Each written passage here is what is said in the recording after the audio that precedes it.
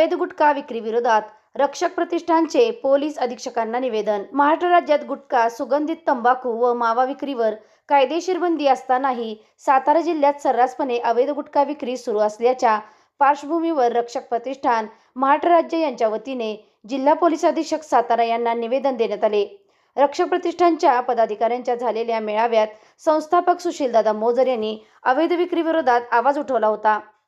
लहान टपऱ्यांपासून ते मोठ्या दुकानांपर्यंत गुटखा सहज उपलब्ध असून विशेषतः शाळा व महाविद्यालय परिसरात तरुण व किशोरवयीन मुलांमध्ये हे व्यसन मोठ्या प्रमाणात पसरत असल्याने समाजाच्या आरोग्यावर गंभीर परिणाम होत असल्याचे निवेदनात नमूद करण्यात आले आहे। कायदेशीर बंदी असूनही होत असलेली विक्री ही कायद्याच्या अंमलबजावणीतील त्रुटी दर्शवते, असेही प्रतिष्ठानचे म्हणणे आहे। गुटखा व तत्सम अंमली पदार्थ हे केवळ व्यक्तीच्या आरोग्यासच नव्हे तर संपूर्ण कुटुंब आणि समाजासाठी घातक असून या विरोधात रक्षक प्रतिष्ठानने जिल्हाभर जनजागृती आंदोलनात्मक मोहीम सुरू केल्याचे सांगितले।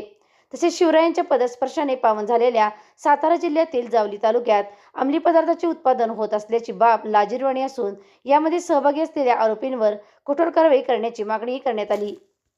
सातारा जिल्ह्यातील अवैध गुटखा, मावा व सुगंधित तंबाखूची विक्री येत्या 7 दिवसात बंद करण्यात यावी, अन्यथा रक्षक प्रतिष्ठानचे कार्यकर्ते अवैध विक्रेत्यांविरोधात आंदोलन करून त्यांना पोलिसांच्या स्वाधीन करतील, असा इशाराही निवेदनाद्वारे देण्यात आला।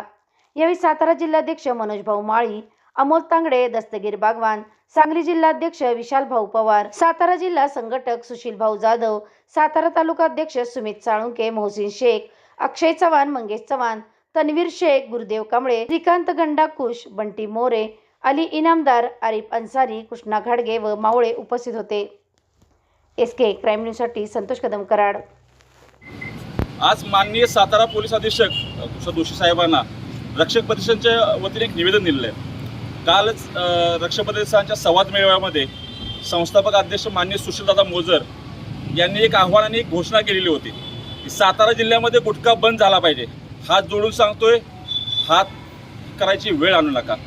त्याप्रमाणे आज आम्ही सर्व पदाधिकारी सातारा जिल्ह्यातील रक्षक प्रतिष्ठानचे माननीय SP साहेबांनी निवेदन दिले की गुटखा जो सर्रास विक्री चालला आहे, म्हणजे छोट्या छोट्या टपरीपासून ते मोठ्या दुकानापर्यंत आणि शाळा कॉलेज याच्या एकदम जवळ, जेणेकरून लहान मुलं त्या व्यसनाधीन व्हायला लागलेत किंवा पोलीस स्टेशनच्या की हाकेच्या अंतरावरती गुटखा विक्री सुरू आहे। पोलिसांचा कुठला त्याच्यावरती धाक राहिला आहे नाही राहिला आहे, आजपर्यंत कारवाई साहेबांनी बऱ्यापैकी केलेल्या आहेत, पण एक कोम्बिंग ऑपरेशन एक साहेबांना करायला लागेल, अशी एक आम्ही त्यांना विनंती केली आहे की ह्या 7 दिवसामध्ये तुम्ही जिल्ह्यात संपूर्ण जिल्ह्यामध्ये एक कोम्बिंग ऑपरेशन ही करा आणि गुटखा विक्री जो होतोय सर्रास, टपरीवाले हे काय टपरीवाले मोठे नाही आहेत, ते 5-50 हजार लाखभर येतोय, पण सातारा जिल्ह्यात गुटख्याचं आवक होते आणि जे पुण्याला पार्सल जाते कोट्यावधी रुपयेचा गुटखा हा कर्नाटक किंवा बेंगलोर, कोल्हापूर त्या भागातनं आपल्यामध्ये इकडे येतोय।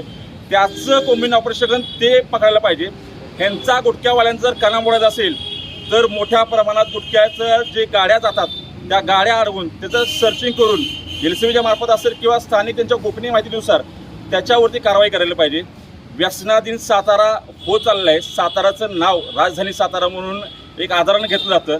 छत्रपती शिवरायांच्या पदस्पर्शाने पावन झालेल्या या भूमीमध्ये जावळीसारखा प्रकार घडतो, म्हणजे हे गब्बर छोटा विक्रेता एखादा असेल, दारू विक्रेता किंवा गुटखा विक्रेता, हा पुढे जाऊन मोठा कोणतरी भाई होतो, मोठा गब्बर होतो आणि तो मग सगळी यंत्रणा चालवत असतो।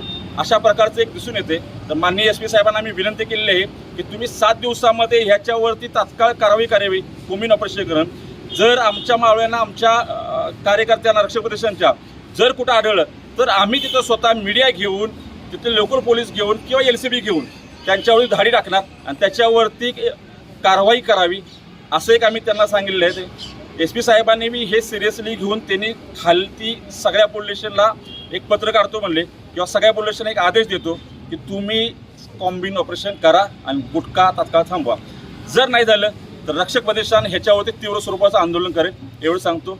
जय हिंद, जय महाराष्ट्र।